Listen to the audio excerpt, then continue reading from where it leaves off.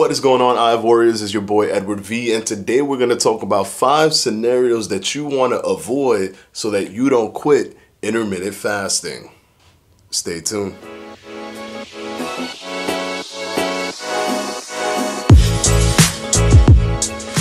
Okay guys, for some people, intermittent fasting might be already hard enough. Just the fact that you have to go ahead and do something that you've never done before, which is not eat. Something that you've been told for a long time you shouldn't do. But you may unknowingly be adding more layers or more barriers to your success when it comes to intermittent fasting. What are these barriers that you're placing in front of you? I'm going to tell you the top 5 barriers that most people put in front of them when intermittent fasting, and if you avoid these, you have a much higher chance of success. Scenario number 1, and I've seen this time and time again with my own friends, with my own family, and with even you guys when you write to me via Facebook, via Instagram, through YouTube, on the comment section. And basically when I see this, I understand that there's a common denominator there. Breaking your routine 2 days in a row is somewhat of a leisure when you become very skilled at intermittent fasting. You become very confident in the method and in your ability to fast, to break your routine every once in a while. But the key word is every once in a while. You don't want to do it on Monday and then on Tuesday, because Wednesday is going to be that much harder for you to get back into intermittent fasting. If you break your routine 2 days in a row, your body starts becoming complacent and you start breaking back into your normal rhythm of just normally eating. Things that can make you break your routine 2 days in a row are going out with your friends on Friday and then going out with your friends on Saturday. You got to pick one, guys. If you want to be able to do this and not have to worry about quitting cold turkey on intermittent fasting, do not create a scenario where you break your routine for 2 days in a row. I'd much rather you break your routine on Thursday, skip Friday, and then break it on Saturday, because at least you don't have a string of 2 days in a row. Your body starts to get that signal and wants to go back into that rhythm as opposed to the rhythm that you already have. So please guys, if you don't want to set yourself up for failure, please do not break your routine 2 days in a row. And try to not break it at all, and if you have to, try to really justify those days. If you haven't gone out with your friends in a while to eat outside of your window and they want to go out for a night, out in the town, and they want to eat or something, then go ahead and eat. Also, one thing you could always do, you can pre-plan. If your friends are saying, hey look, on this day, Friday at 9 o'clock, we want to go out and eat, can you come with us? If it's pre-planned, if they tell you by Monday, just do like a 24-hour fast into that. So if you normally break your fast at 2:30, don't break your fast at 2:30. Push it all the way to 9 o'clock. Eat for the first time at 9 o'clock. You've done an extended fast for that time frame, for just like, like maybe a 26-hour fast or a 27-hour fast, whatever it is, and then the next day you could get right back on your routine. That way you get to eat and you don't feel any of the guilt towards your intermittent fasting regimen, and you extend your fast much longer, so it's a beneficial thing all around.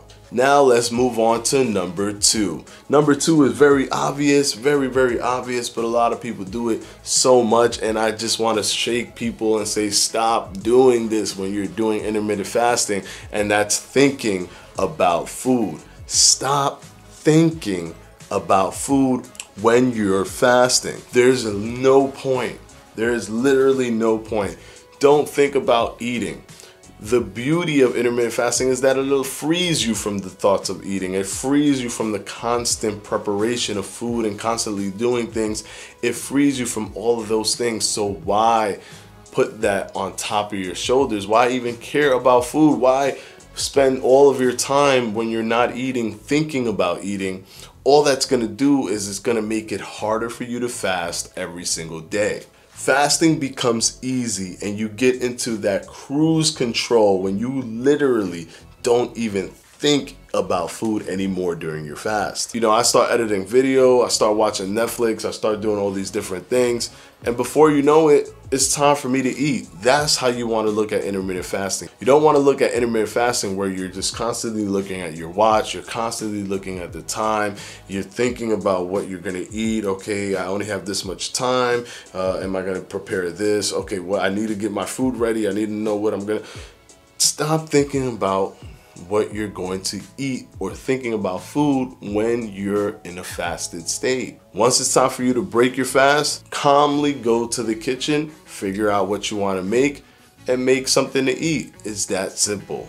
Number 3, and a lot of people, because of excitement, actually do number 3, and it can be detrimental to your process, is telling your friends and family about intermittent fasting too early. Now, I'm not telling you not to let them know about intermittent fasting, because of course intermittent fasting is beautiful, it's perfect, it's great, it's amazing. So yeah, we want you to tell them about intermittent fasting, we want you to spread the word, but hold the brakes a little bit. Do intermittent fasting yourself, get comfortable, lose some weight, then show the progress and explain what method you were using, because unfortunately, and in this day and age, still there's a stigma attached to intermittent fasting.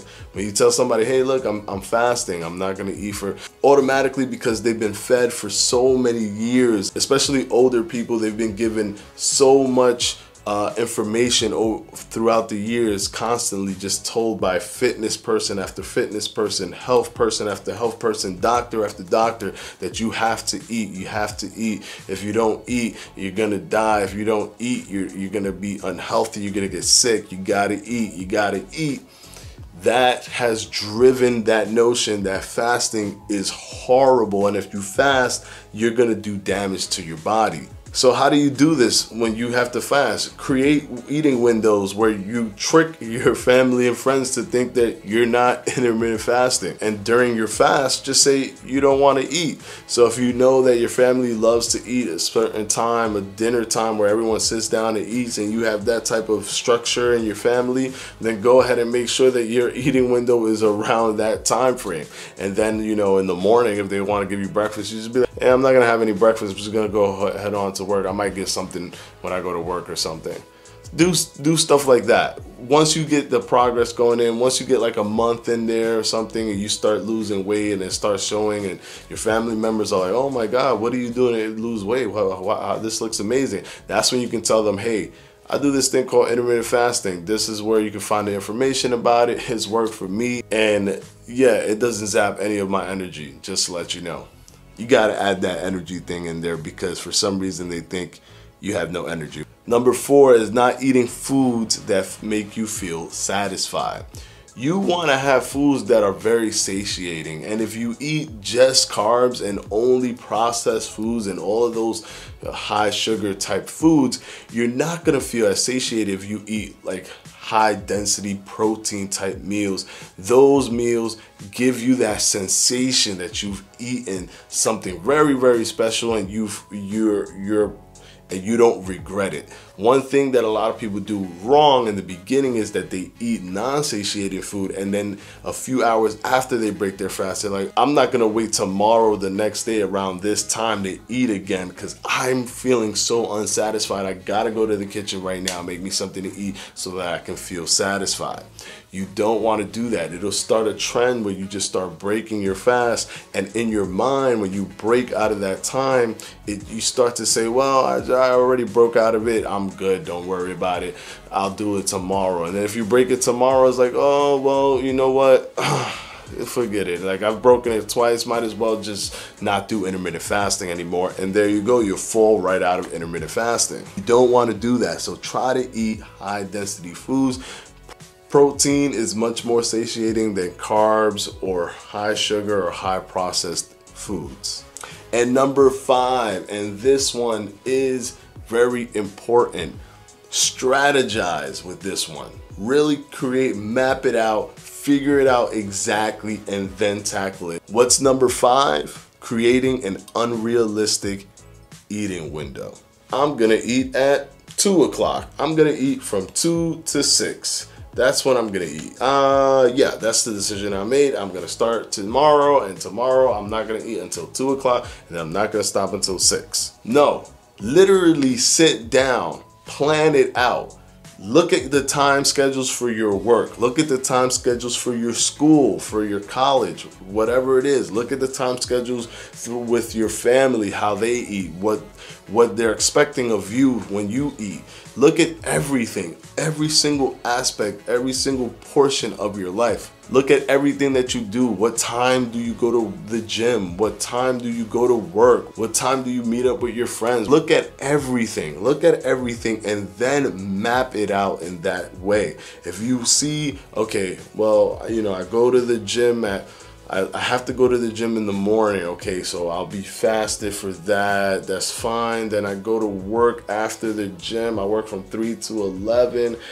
But you know, during the times that I'm off, you know, my family likes to eat at 4 o'clock. So there you go. You start mapping it out that way, and then you can determine an actual time that'll be effective Monday through Sunday, that no matter if you're off, if you're working, if you're going to the gym, if you're not going to the gym, if you're hanging out with your family, if you're hanging out with your friends, that you have a high possibility that during those time frames you will still be able to fast without a barrier, or with the least possible sense of resistance to your regimen. So there you have it, guys. Those are the top 5 scenarios that you want to avoid, because these scenarios may actually make you quit intermittent fasting. These are scenarios that you can actually prevent because it's controlled by you.